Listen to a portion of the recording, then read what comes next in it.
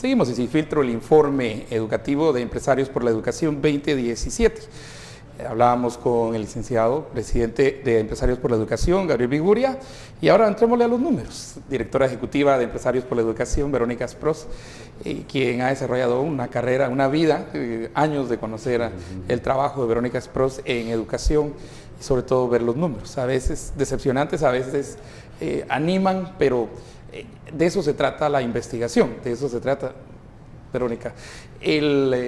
Los 180, principiemos por la medición que ustedes hacen de los 180 días, que es lo que está establecido aquí, y las recomendaciones que dan, pero principiemos primero cómo hemos ido aumentando el número de días de asistencia a la escuela. Sí, yo creo que es positivo ver que a lo largo de 7 años, desde que se empezó a hacer un monitoreo independiente, una auditoría ciudadana, empezamos con el 2010 que tenía de 100 a 120 días de clase. Ese año vivimos una huelga muy fuerte, muchas escuelas cerradas, entonces fue necesario empezar a monitorear desde el ángulo ciudadano cómo estaban las escuelas. Y este año la muestra de escuelas que se tiene monitoreada indica 170 días de clase. ¿Cuántas escuelas monitoreadas son? Más de 800 han sido monitoreadas, pero sistemáticamente hay 430 escuelas que son diariamente monitoreadas en 18 departamentos del país. 18 departamentos. O sea, es una muestra. El número de días tiene también un número de horas en correlación a la cantidad de educación que se le puede dar a niños. Está la eficacia y la eficiencia, son dos cosas diferentes para ustedes en el sistema educativo. ¿Cómo la diferencian y cómo las miden ahí? Sí, son 5 horas diarias, ¿verdad? Que los niños deben estar en la escuela, corresponde a 810 horas de trabajo en el aula. En otros países, si comparamos, ¿verdad? Debieran ser 200 ya días de clase. Hay países donde tienen jornadas completas de hasta 7 horas diarias, como es países como Corea o Japón. En Asia valoran muchísimo la educación. Pero países como Costa Rica o El Salvador, Honduras, tienen 200 días de clase. Entonces ahí es donde vemos que sí tenemos que cumplir los 180 días, porque el currículo es muy amplio, no da tiempo para cubrir todas las competencias, desarrollar competencias y habilidades en los niños. ¿Cuáles son esos principales motivos que llevan al incumplimiento de esos 180 días que, si nos comparamos con los vecinos, siguen siendo muy pocos? Sí, entre los motivos de cierre de las escuelas vemos que hay, a veces los padres no saben por qué la escuela está cerrada, ponen otros motivos, pero también hay manifestaciones y huelgas como el segundo motivo, y el tercero es actividades y celebraciones. Muchas veces las celebraciones se alargan. El Día de la Madre no dura un día, sino que dura 3 días, ¿verdad? Porque un día es a las maestras, otro día a las señoras mamás, y otro día pues se descansa. Entonces es muy largo a veces celebrar días de ese tipo. Solo ayer se fueron 15 horas. ¿Verdad? Sí. Ya se fueron 15 horas efectivas de educación para el niño. Así es. En esos 3, huelgas, manifestaciones, es la segunda causa. Es la segunda causa. ¿Cómo? ¿En qué porcentaje afecta eso la inasistencia o el cierre de escuelas? En cerca de un 20% de los reportes de escuelas cerradas se deben 20%. a eso, a manifestaciones y huelgas. O sea que sí es un tema muy relevante y la recomendación es tratar de minimizar estas situaciones. ¿Cómo se enfrenta el sistema educativo en Guatemala, especialmente a uno de los más grandes monstruos, creo yo, que podemos ver dentro de la institución de educación, que es el sindicato? ¿Cómo podemos hacer frente a esa situación de ingobernabilidad que muchas veces los sindicatos, particularmente liderado por Joviel Acevedo, provocan dentro del sistema educativo? Licenciado Viguria. Bueno, creo que es muy importante ya reconocer que en el siglo XXI se está quedando obsoleto el modelo sindical que no propone, ¿verdad? Medidas de fuerza y sin propuesta no van a ningún lado. Entonces creo que es muy importante el reconocer que al final lo que busca, por ejemplo, el sindicato aquí es mejores salarios para los maestros. Nuestro tema, por ejemplo, del lado de Empresarios por la Educación ha sido perfecto. Hablemos de cómo mejoramos los salarios de los maestros, pero tiene que ir de la mano de una propuesta que vaya a mejorar la calidad educativa. No se puede seguir hablando de aumentos sin considerar a los niños, que son el eje central de la educación. Entonces es muy importante que cualquier iniciativa vaya al final de la mano de mejoras en la calidad educativa, un compromiso, búsqueda de la meritocracia, cómo vas a ir fortaleciendo el sistema para adelante. Y a eso estamos nosotros abiertos y buscando también oportunidades para generar una nueva propuesta. Interesante ver que en lo que estás diciendo, la nueva propuesta, creo que muchos maestros, independientemente de pertenencia o no al sindicato, porque creo que todos están en el sindicato, sí tienen conciencia del efecto que tiene sobre los niños. Y voy a ir al departamento, que yo soy de ese departamento y me alegra muchísimo, pero me alegra muchísimo ver que Chimaltenango alcanza 99, es el que más cumple en 99%. Versus departamentos en los que uno dice, ¿qué pasó aquí?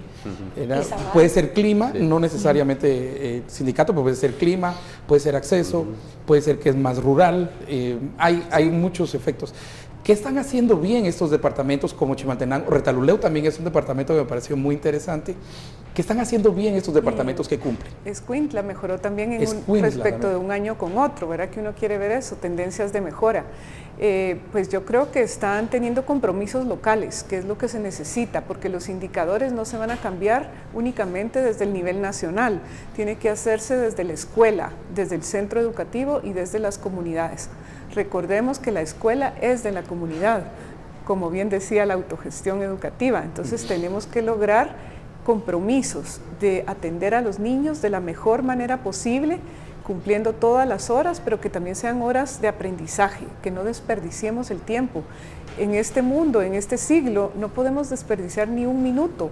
Los niños tienen que aprender más, tienen que estar preparados para ser ciudadanos globales, competencias del siglo XXI, y si no les dedicamos nuestro máximo esfuerzo como país, como sociedad, no van a lograr incorporarse adecuadamente. Y uno de los grandes actores en ese compromiso local, que hablamos de la escuela, de la comunidad, son los padres de familia.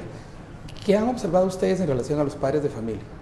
La mayoría de padres de familia sí está comprometido con que su hijo se eduque. Creo que ya hay un concepto de que la educación le va a mejorar la vida.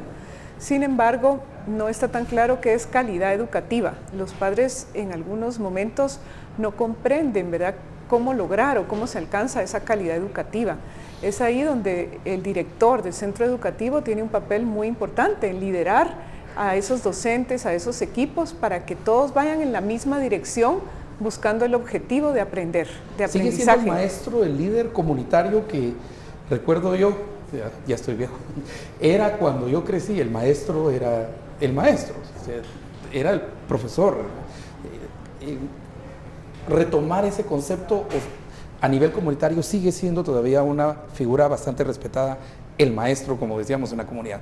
Creo que el maestro es muy importante todavía, pero al igual que en otros países de América Latina, se ha perdido la valoración social del docente y esto hay que retomarlo. PREAL ha recomendado que todos hagamos estrategias para valorizar la profesión docente y sí creemos, ¿verdad?, que el elemento central de la calidad educativa es el maestro, por ello hay que invertir en su formación, en su preparación, en su capacitación y también que tengan buenos incentivos, lo que decía Gabriel. ¿Y los materiales? ¿Qué papel juegan en esto? Claro, deben tener materiales didácticos, libros de texto, pero sobre todo metodologías que sean activas, que incorporen al alumno y que estén centradas en el aprendizaje. Alimentación escolar también. Hay otro de los ejes de acción que me llama mucho la atención, más allá de la dignificación del docente, que ya hemos discutido un poco, es esta profesionalización del maestro de la cual ustedes hablan en su informe. ¿Cómo podemos tener maestros a la altura del tipo de educación que le queremos brindar a nuestros niños?